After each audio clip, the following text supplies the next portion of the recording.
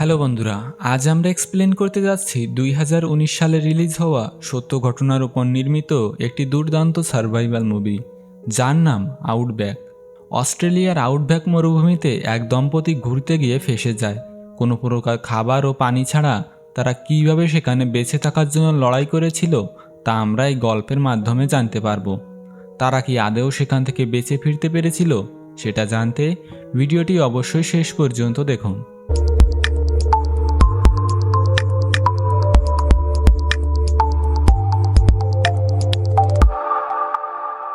গল্পের শুরুতে আমরা ডেভিড ও লিসা নামের এক দম্পতিকে দেখতে পাই, যারা তাদের ছুটি কাটানোর জন্য অস্ট্রেলিয়ার সমুদ্র সৈকতে ঘুরতে এসেছিল। আসলে তাদের ভিতর স্বামী স্ত্রীর সম্পর্কটা খুব বেশি ভালো ছিল না, তাই ডেভিড তাদের সম্পর্কটা ঠিক করার জন্যই লিসাকে নিয়ে এখানে ঘুরতে এসেছে। ডেভিড লিসাকে নিয়ে এয়ারপোর্ট থেকে একটি ট্রাভেল এজেন্সিতে যায়। সেখান থেকে একটি গাড়ি ভাড়া করে তারা সমুদ্র সৈকতের উদ্দেশ্যে রওনা দেয়। ডেভিড অস্ট্রেলিয়াতে আসার আগেই এখানের বিভিন্ন জায়গায় ঘোরার একটা শিডিউল করে নিয়েছিল, কারণ নতুন জায়গা সম্পর্কে তাদের কিছু ধারণা থাকলে ঘুরতে বেশ সুবিধা হবে। ডেভিড ম্যাপ ফলো করে কিছু সময়ের মধ্যে অস্ট্রেলিয়া সে সমুদ্র সৈকতে পৌঁছে যায়। সেখানে পৌঁছানোর পর আমরা দেখতে পাই লিসা আসলে অনেক খুশি ছিল। অন্যদিকে ডেভিডের মন খারাপ ছিল, কারণ কিছুদিন পর সে সেনাবাহিনীতে যোগ দিতে যাচ্ছে। আসলে এই কাজে গেলে তাকে লিসার কাছ থেকে বেশিরভাগ সময় দূরে থাকতে হবে। লিসা তখন ডেভিডের মন খারাপের বিষয়টা বুঝতে পারে। তাদের ভিতর ভালো সম্পর্ক না থাকলেও লিসা ডেভিডের মন ভালো করার চেষ্টা করে। স্বামী স্ত্রী মিলে তখন সমুদ্র সৈকতে আনন্দ করতে থাকে। কোনো এক সময় দেখা যায় একটি জেলিফিশ ডেভিডের পায়ে কামড়ে দেয়। তখন পানি থেকে উঠে আসার পর ডেভিড দেখতে পায় সেখানে একটি ক্ষত হয়ে গেছে। লিসা এইসব দেখে ডেভিডকে দ্রুত ডক্টরের কাছে নিয়ে যেতে চায়, কিন্তু ডেভিড এই বিষয়টি তেমন গুরুত্ব দেয় না। সে বলে সবকিছু এমনিতেই ঠিক হয়ে যাবে। অনেকক্ষণ সৈকতে থাকার পর তারা সেখান থেকে ফিরে যাওয়ার প্ল্যান করে। দিনের আলো ফুরিয়ে রাত নেমে আসে। গাড়ি নিয়ে বেশ কিছু দূর যাওয়ার পর ডেভিড ঠিক করে আজ রাতটা তারা এই গাড়ির ভেতরেই কাটিয়ে দেবে, কারণ এখান থেকে তাদের হোটেল বেশ কিছু পথ দূরে। কিন্তু লিসা ডেভিডের এই সিদ্ধান্তের সাথে একমত হয় না, কারণ অচেনা জায়গায় গাড়ির ভিতরে থাকা তার কাছে নিরাপদ মনে হয় না।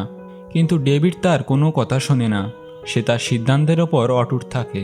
লিসা তখন এই বিষয়ে আর কোনো কথা বলে না। গাড়ির ভিতরে বসে ইন্টারনেট ব্রাউজ করার সময় সে অস্ট্রেলিয়ার আউটব্যাকের কথা জানতে পারে।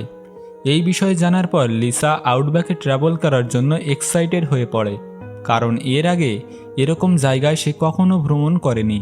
তারা যেহেতু এখন অস্ট্রেলিয়াতে আছে, এই সুযোগটি সে কোনোভাবে মিস করতে চায় না।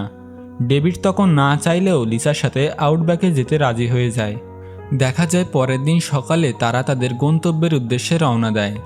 ডেভিড তার মোবাইলে আউটব্যাকের লোকেশন সেট করে দেয় এবং সেই লোকেশন অনুযায়ী গাড়ি চালিয়ে সামনে এগোতে থাকে। সতর্কতার জন্য ডেভিড লিসাকে কিছু শর্ত জানিয়ে দেয়, যেমন আউটব্যাকে যাওয়ার সময় তারা কোনো শর্টকাট রাস্তা নেবে না। তারা কেবলমাত্র ফোনের জিপিএস অনুযায়ী সেখানে পৌঁছাবে। যেহেতু আউটব্যাকে ফোনের সিগন্যাল কাজ করে না, এই কারণে বিপদে পড়লে তারা রাস্তার পাশের ফোন বুথ থেকে কল করবে। কিছুক্ষণ পর তারা আউটব্যাকের এরিয়াতে প্রবেশ করে। সন্ধ্যা হয়ে যাওয়ার কারণে তারা একটি মোটেলে আশ্রয় নেয় এবং পরের দিন সকালে তারা আবার তাদের যাত্রা শুরু করে। ডেভিড ও লিসা কেবলমাত্র তাদের ফোনের জিপিএসের ওপর নির্ভর করছিল, কারণ আউটব্যাকে আশেপাশে কোনো জনবসতি ছিল না। এটাকে অনেকটা মরুভূমি বলা যায়। তো দেখা যায় ফোনের জিপিএস ফলো করে তারা সামনের দিকে এগোতে থাকে। প্রায় 4-5 ঘন্টা একটানা ড্রাইভ করার পর ডেভিড কিছুটা ক্লান্ত হয়ে গেছিল, তাই সে ফোনের দিকে খেয়াল না করে সোজা রাস্তা ফলো করে ড্রাইভ করতে থাকে। কিছু সময় পর ফোনের জিপিএস টার্ন রাইট অর্থাৎ ডান দিকে যাওয়ার জন্য নির্দেশ দেয়, কিন্তু ডেভিড সেটা খেয়াল না করে সোজা রাস্তা বরাবর ড্রাইভ করতে থাকে। কিছু সময় পর ফোনের সিগন্যাল বাজলে ডেভিড বুঝতে পারে তারা রাস্তা ভুল করে ফেলেছে এবং এখন তাদের জিপিএস ইউ টার্ন নিতে বলছে, অর্থাৎ তাদেরকে পিছনে ফিরে যেতে বলছে। কিন্তু ডেভিড এটা দেখে রেগে যায়, কারণ পিছনে ফিরে যেতে হলে তাদের আজকের দিনটি মাটি হয়ে যাবে এবং তাদেরকে আবারও মোটেলে ফিরে যেতে হবে। ডেভিড কোনো উপায় না পেয়ে সে ঠিক করে এই রাস্তা দিয়েই সে সামনের দিকে এগিয়ে যাবে এবং কোনো শর্টকাট রাস্তা দিয়ে সঠিক রাস্তায় পৌঁছে যাবে। ডেভিডের এই সিদ্ধান্ত তাদেরকে সবচাইতে বড় বিপদে ফেলে দেয়। তারা যখন সামনের দিকে যেতে থাকে তখন জিপিএস বারবার তাদের ইউটার্ন নিতে বলে। ডেভিড জিপিএস ইগনোর করে গাড়ি সামনে নিয়ে শর্টকাট খোঁজার চেষ্টা করে, কিন্তু কিছুক্ষণের ভিতরে তাদের গাড়ির ফুয়েল শেষ হয়ে যায়। তারা যেন নিজেদের বিপদ নিজেরাই ডেকে আনলো। সামান্য অসতর্কতার জন্য তারা এখন একটি বড় বিপদে পড়ে গিয়েছে। ডেভিড ও লিসা তখন ভীষণ চিন্তায় পড়ে যায়। গাড়িটাকে সেখানে রেখে তারা পায়ে হেঁটে সামনের দিকে এগোতে থাকে। তারা ভেবেছিল আশেপাশে হয়তো কোনো জনবসতি পেয়ে যাবে, কিন্তু এটা তাদের সম্পূর্ণ ভুল ধারণা ছিল। কিছু সময় পর দিনের আলো ফুরিয়ে সন্ধ্যা নেমে আসে।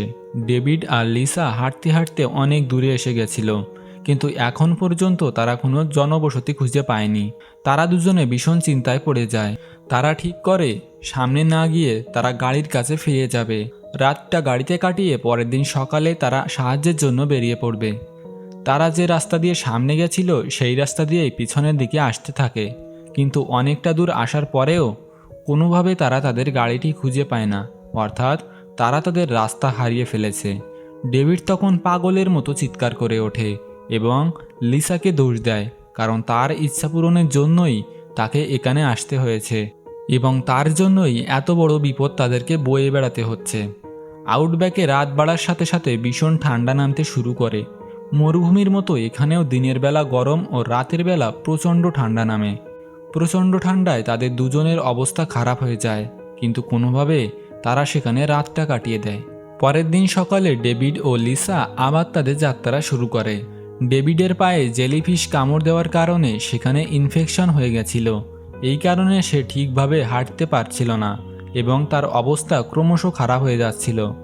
ডেভিড ও লিসা আরও একটা দিন মরুভূমিতে কাটিয়ে দেয়। শুধুমাত্র এক বোতল পানি ছাড়া খাওয়ার মতো কিছুই তাদের সাথে ছিল না। তারা দুজনই খুব ক্লান্ত হয়ে পড়ে এবং রাতে সেখানেই ঘুমিয়ে পড়ে। রাতে যখন লিসা ঘুমিয়েছিল তখন একটি বিচ্ছু তার জামার ভিতরে প্রবেশ করে, কিন্তু ঘুমের ভেতর সে কিছুই বুঝতে পারে না। পরের দিন সকালে ডেভিড লিসাকে ঘুম থেকে ডেকে ওঠানোর চেষ্টা করে, কিন্তু দেখা যায় কোনোভাবেই তাকে জাগানো সম্ভব হয় না। গতরাতে বিচ্ছুর কামড়ে সে অজ্ঞান হয়ে আছে এবং তার শরীর সাদা হয়ে যেতে থাকে। ডেভিড এখনও বুঝতে পারেনি যে গতরাতে লিসাকে বিচ্ছুতে কামড়েছে।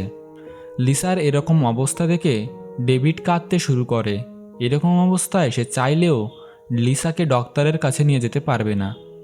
ডেভিড তখন লিসাকে কাঁধে নিয়ে সামনের দিকে এগোতে থাকে। তারা নিজেরাও জানতো না যে তারা এই মরুভূমির মতো আউটব্যাক থেকে বের হতে পারবে কিনা, কিন্তু হাল ছাড়লে চলবে না। কিছু দূর আসার পর ডেভিড লিসাকে নিয়ে মাটিতে পড়ে যায়। ডেভিডের শরীরে লিসাকে কাঁধে নিয়ে যাওয়ার মতো শক্তি ছিল না। অসহায়ের মতো সে লিসার পাশেই বসে থাকে। হঠাৎ আকাশে সে একটি প্লেন উড়ে যেতে দেখতে পায়। ডেভিড তখন তাড়াতাড়ি দাঁড়িয়ে তার হাত নাড়িয়ে প্লেনের দিকে ইশারা করে, কিন্তু অত উঁচু থেকে ডেভিডদের দেখা প্রায় অসম্ভব ছিল। কোনো উপায় না পেয়ে ডেভিড তখন বড় বড় পাথর দিয়ে একটি SOS লিখে ফেলে, কিন্তু সেটা বানানোর আগেই প্লেন সেখান থেকে চলে যায়। বেঁচে ফেরার চেষ্টা সম্পূর্ণ বৃথা যায়। ডেভিড তখন কাঁদতে কাঁদতে লিসাকে সেখানে রেখেই সামনের দিকে এগোতে থাকে। ডেভিড সেখান থেকে যাওয়ার সময় একটি লাঠি দিয়ে মাটিতে লাইন করতে থাকে, যাতে ফিরে আসার সময় সে যেন রাস্তা ভুলে না যায় এবং এই লাইনের মাধ্যমে সে যেন আবারও লিসার কাছে ফিরে আসতে পারে। ডেভিড এই 2 দিন কোনো পানি ও খাবার ছাড়াই বেঁচেছিল। ভীষণ জল পিপাসায় তার গলা ফেটে যাচ্ছিল। খাবার তো দূরের কথা, এরকম পরিবেশে এক ফোঁটা পানিও ছিল না। কোনো উপায় না পেয়ে ডেভিড বোতলে তার ইউরিন কালেক্ট করে এবং বাধ্য হয়ে সে তার ইউরিন পান করে। অন্যদিকে আমরা লিসাকে দেখতে পাই। জ্ঞান ফিরে আসার পর ডেভিডকে দেখতে না পেয়ে সে চিৎকার করে তাকে ডাকতে থাকে। এরপর ডেভিডকে খুঁজতে খুঁজতে সে সামনের দিকে এগিয়ে যায়। এদিকে ডেভিড সেখানে ফিরে আসলে লিসাকে দেখতে পায় না। সেও জোরে জোরে তখন লিসাকে ডাকতে থাকে। রাত হয়ে যাওয়ার কারণে চারিদিকে কিছুই দেখা যাচ্ছিল না। ডেভিডের চিৎকার লিসা শুনতে পারলেও সেটা কোন দিক থেকে আসছিল সেটা লিসা বুঝতে পারছিল না। তারা দুজনই চিৎকার করে একে অপরকে ডাকতে থাকে, কিন্তু কিছুতেই তারা একজন আরেকজনকে খুঁজে পায় না। বাধ্য হয়ে তারা আলাদা থেকে রাতটি কাটিয়ে দেয়। পরের দিন সকালে লিসার ভীষণ জল পিপাসা পেয়েছিল। 3 দিন ধরে কোনো খাবার ও জল ছাড়াই সে বেঁচেছিল। প্রচণ্ড ক্ষুধার জ্বালায় তখন সে বিভিন্ন গাছের লতাপাতা ও শেকড় খেতে শুরু করে। অন্যদিকে দেখা যায় বোতলের বাকি ইউরিনটুকু ডেভিড পান করে ফেলে। এরপর সে লাঠি দিয়ে দাগ কেটে সামনের দিকে এগিয়ে যেতে থাকে। কিছুক্ষণ পর ডেভিড একটি রাস্তায় এসে পৌঁছায় এবং কিছু দূরে এগিয়ে আসতেই সে তার গাড়িটি দেখতে পায়। গাড়ি দেখে ডেভিড অনেক খুশি হয় এবং সে গাড়ির ভিতর খাবার খুঁজতে শুরু করে, কিন্তু একটি লাইটার ছাড়া সে সেখানে কিছুই খুঁজে পায় না। ডেভিড গাড়িটি চালু করার চেষ্টা করে, কিন্তু কোনোভাবেই সেটা স্টার্ট হয় না।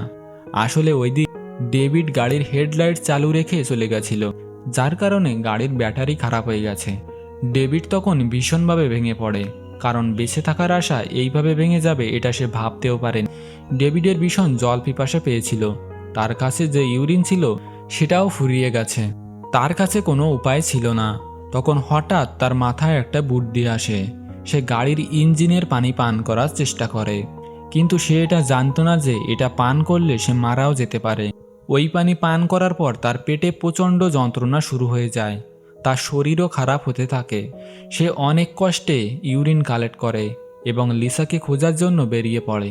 পুরোটা দিন লিসাকে খোঁজার পরেও সে কোনোভাবে তাকে খুঁজে পায় না। রাতে সে ভীষণ অসুস্থ হয়ে পড়ে। ডেভিডের মুখ থেকে রক্ত বের হচ্ছিল। প্রচণ্ড পেটের যন্ত্রণায় সে চিৎকার করে কাঁদতে থাকে, কিন্তু তার এরকম অবস্থায় তাকে সাহায্য করার মতো কেউ সেখানে ছিল না। অন্যদিকে লিসাও বাঁচার আশা হারিয়ে ফেলেছিল। সে বুঝতে পারছিল এখান থেকে হয়তো সে কোনোভাবেই বের হতে পারবে না। তখন সে তার ফোন বের করে কাঁদতে কাঁদতে একটি ভিডিও রেকর্ড করে এবং তারপর ঘুমিয়ে পড়ে। পরের দিন সকালে লিসার ঘুম ভাঙলে সে সেখানে ডেভিডের সেই লাইন দেখতে পায়। লিসা বুঝতে পারে এটা ফলো করলে সে ডেভিডের কাছে পৌঁছে যেতে পারবে। এরপর সে ওই লাইনটা ফলো করে সামনের দিকে যেতে থাকে এবং কিছুক্ষণের মধ্যেই সে ডেভিডের কাছে পৌঁছে যায়। দেখা যায় ডেভিডের অবস্থা খুবই খারাপ, হয়তো কিছুক্ষণের মধ্যে সে মারা যাবে। কিন্তু মারা যাওয়ার আগে বোতলে যে ইউরিন ছিল সে সেটা লিসাকে পান করতে বলে, কারণ এটার মাধ্যমে সে আরও কিছু সময় জীবিত থাকতে পারবে। এর কিছুক্ষণ পর ডেভিড সেখানে মারা যায়। বেঁচে থাকার এত চেষ্টা করার পরেও সে মৃত্যুর কোলে ঢলে পড়ে। লিসা তখন ডেভিডকে জড়িয়ে ধরে কাঁদতে থাকে, কারণ লিসার জেদের কারণেই সে এখানে তার হাজব্যান্ডকে হারিয়ে ফেলেছে। লিসা কাঁদতে কাঁদতে উঠে দাঁড়িয়ে তাদের গাড়ির কাছে এসে পৌঁছায়। লিসা গাড়িটি স্টার্ট করার চেষ্টা করে, কিন্তু তখনই একটি বিশাল সাপ লিসার পুরো শরীরটা জড়িয়ে ধরে। লিসার নিঃশ্বাস বন্ধ হয়ে আসছিল, কিন্তু কিছুক্ষণের মধ্যেই সাপটি লিসাকে ছেড়ে দেয় এবং সেখান থেকে চলে যায়। লিসা মাটিতে পড়ে গেলে সেখানে সে জ্ঞান হারিয়ে ফেলে। আজকের রাতটাও এইভাবে কেটে যায়। পরের দিন সকালে লিসা চোখ খুলে দেখতে পায় ডেভিড তাকে পানি পান করাচ্ছিল, কিন্তু এটা তার সম্পূর্ণ ভ্রম ছিল। আসলে লিসাকে ফরেস্ট রেঞ্জার এসে পানি পান করাচ্ছিল। আসলে ডেভিডের বানানো সেই SOS সিগন্যাল দেখেই ফরেস্ট রেঞ্জার সেখানে চলে এসেছিল। অবশেষে ফরেস্ট রেঞ্জার লিসাকে সেখান থেকে উদ্ধার করে নেয়। গল্পের শেষে আমরা জানতে পারি ডেভিডের মৃত্যু আসলে কিডনি ফেল হওয়ার কারণে হয়েছিল। আর সেখান থেকে বেঁচে ফেরার পর লিসা এখন মিনেসোটা শহরে নার্সের কাজ করে। আর এখানেই এই সিনেমার গল্প শেষ হয়ে যায়। গল্পটি কেমন লাগলো সেটা আমাদের কমেন্ট বক্সে জানাতে ভুলবেন না।